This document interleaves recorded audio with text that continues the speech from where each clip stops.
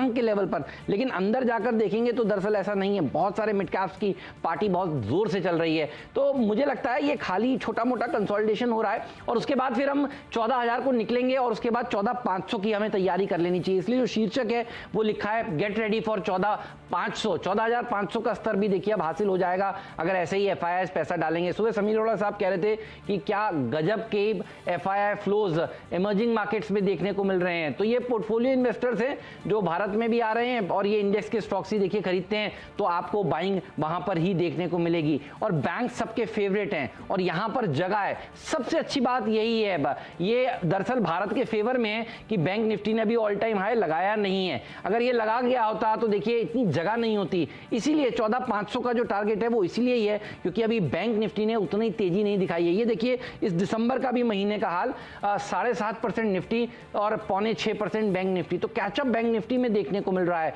और इससे होगा ये कि मंदी करने वाले देखिए दूर रहने वाले हैं। और सबसे अच्छी बात वीरू नजर ये आ रही है कि अब हम मंथली एक्सपायरी के करीब जा रहे हैं। कल है बुधवार, जिन्होंने आज नहीं शॉर्ट काटे देखिए वो कल काटेंगे क्योंकि फिर थर्सडे हो जाएगा 31 तारीख को। और मुझे लगता है कि एक बड़ा मूव यहां पर देखने को मिलेगा। तो 14,000 के ऊपर तो निकलेंगे, इसमें कोई शक नहीं है।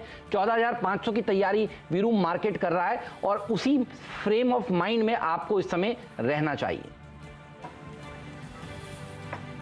जी हाँ, stay long, I mean upside अभी बाकी है और वो जनरेट करेगा बैंक निफ्टी।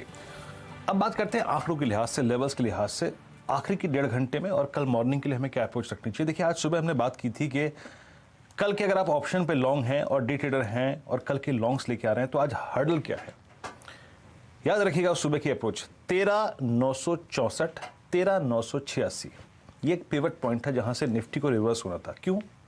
14,000, 14,050, 14,100 पे सबसे बड़े कॉल राइटर खड़े थे कल। नीचे क्या था? कल क्या हुआ था? 13,800 की पुट सबसे ज्यादा बिकी थी और आज का आप लो देखिए निफ्टी का, एग्जैक्टली हम नीचे खिसके और कहां से पुल बैक लिया हमने, करीब करीब 13,871 से।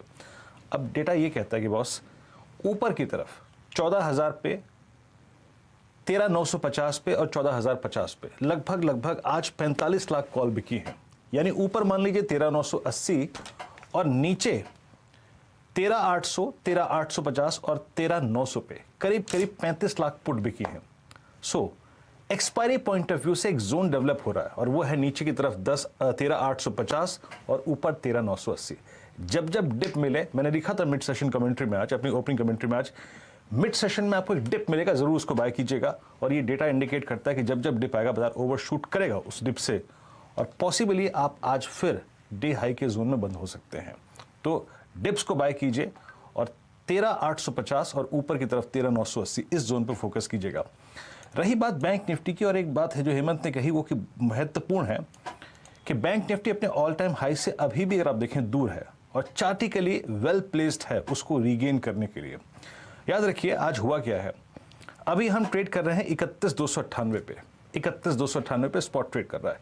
31,000, 31,100, 31,200 पे आज खूब पुट बिकी है और ऊपर थोड़ा सा कॉल राइटिंग है 31,600 पे, 31,700 पे।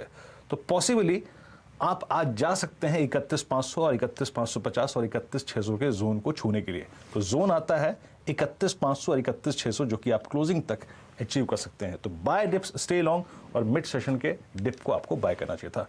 और याद रखिएगा लॉन्ग को कैरी करके कल आप ले जा सकते हैं। हेमंत से अब बात करते हैं। हेमंत, अब एग्जैक्टली शुरुआत करते हैं अपने कमाई के अड्डे की।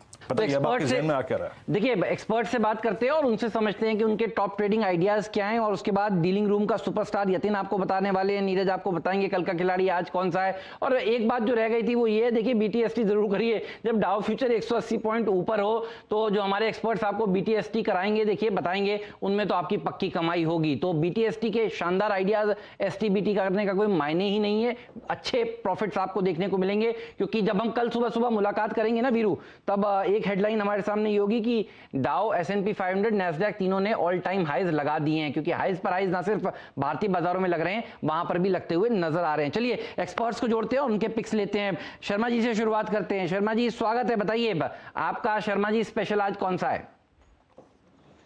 नमस्कार सभी को। देखिए, नमस्कार मुझे सर। कमेंट्री याद आ रही है कि Nifty is finishing of 2020 in style. तो जो माउंट 14,000 है वो एकदम करीब है, सही है। आज कल में लग जाएगा। आई थिंक आपका जो 14,500 का एक तरह से एक रिवाइव नया टारगेट है, आई थिंक वो भी हमें आता हुआ दिख सकता है जनवरी के सीरीज में।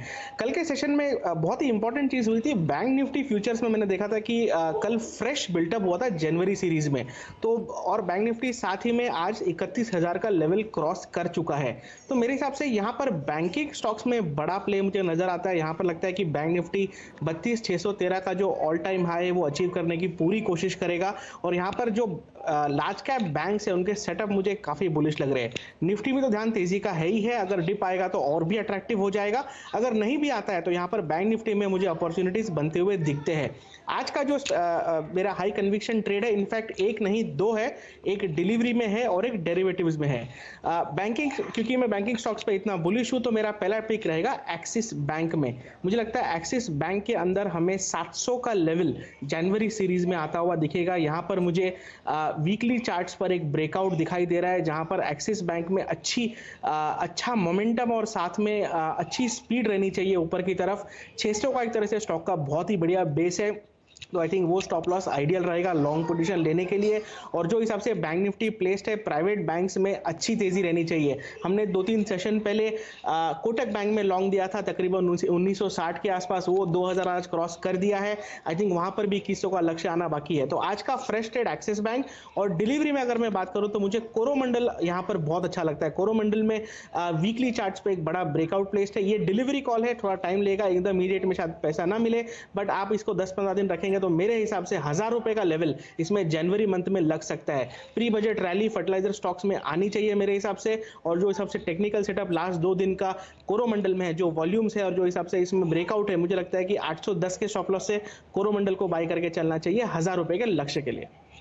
मयूरेश जी को भी दिखाइए। मयूरेश जी, राहुल जी दोनों का फेवरेट स्टॉक रहा है कोरोमंडल, और जो आपने शब्द का चयन किया उसको सलाम। प्री बजट रैली होगा क्या जब हम 31 दिसंबर की पार्टी करके सब लोग लौटेंगे, मिलेंगे, तो देखिए सब लोग इसी शब्द का इस्तेमाल कर रहे होंगे। और आप देखिए सीएनबीसी आवाज देखते हैं तो वक्त से पहले किस्मत से ज्यादा तो यही मिलता है।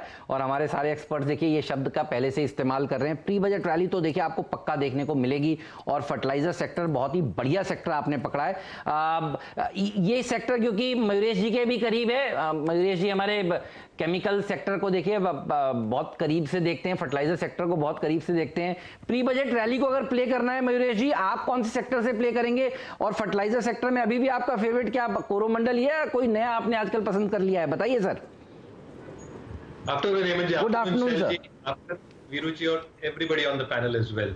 ये तो बिल्कुल जो राहुल जी बता रहे थे और थीम गुरु जी जो आप रीइटरेट